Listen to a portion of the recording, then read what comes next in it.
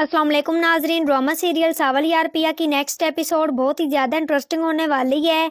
आने वाली एपिसोड में आप देखने जा रहे हैं सेठ दाऊद पिया को हासिल करके बहुत ही ज़्यादा खुश होता है, लेकिन फिर भी उसका मन नहीं भरता क्योंकि एक और शिकार उसके जाल में फंस जाता है और वो शिकार पिया का बाप होता है। असलम अपनी बेटी पिया को ढूंढते ढूंढते सेठ दाऊद के पास पहुंच जाता है। जैसे ही सेठ दाऊद को पता चलता है कि असलम बाहर आया हुआ है अपनी बेटी के बारे में उसे पता करने के लिए, तब सेठ दाऊद बहुत ही ज्यादा खुश हो जाता है। सेठ दाऊद कहता है कि असलम को कोई भी ना रोके, उसे सीधा मेरे पास लेकर आया जाए क्योंकि आज जो बरसों पुरानी दुश्मनी थी, जो कुछ मेरे साथ असलम ने किया, उसका हिसाब पूरे करने का वक्त आ चुका है। आज मैं असलम को छोड़ूंगा नहीं।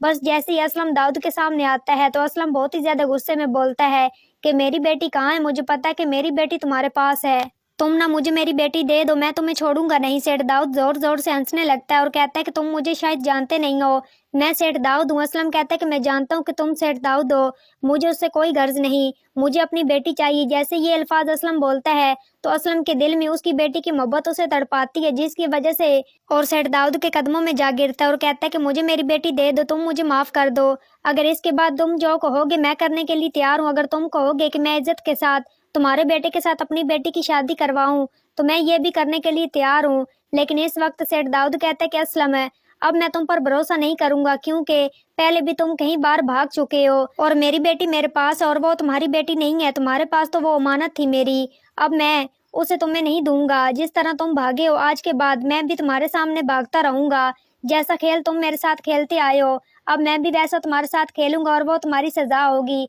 असलम कहता है कि नहीं ऐसा मत करो, मुझे मेरी बेटी पिया वापस कर दो, उसके अलावा मेरा कोई भी नहीं है, अगर तुम मुझे उससे छीन लोगे तो मैं कहाँ जाऊंगा। सेठ दाऊद थोड़ी सी गलत बात करता है, जैसे कि पिया के बारे में सेठ दाऊद कहता है कि ये लड़की मेरी और मेरी अमानत थी जो मुझे मिल गई है और जो कुछ मर्जी मैं उसके साथ करूं, मैं अपने बेटे के साथ उसकी शादी करवा दूंगा।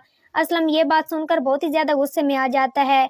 असलम सीधा सेठ दाऊद का गिरबान पकड़ लेता है और कहता है कि मेरी बेटी के बारे में तुम दोबारा ऐसी बात मत करना, मेरा सब्र जवाब दे गया है और मैं तुम्हें छोड़ूंगा नहीं। जैसे ये चीज देखता है सेठ दाऊद वो गुस्से में आ जाता है। सेठ दाऊद कहता है कि आज तक मेरा किसी ने गिरबान नहीं पकड़ा, जब से मैं जेल से निकला हूँ तुम्हारी वजह से और तुमने मेरा गिरबान पकड़ लिया है, मैं तुम्हें छोड़ूंगा नहीं।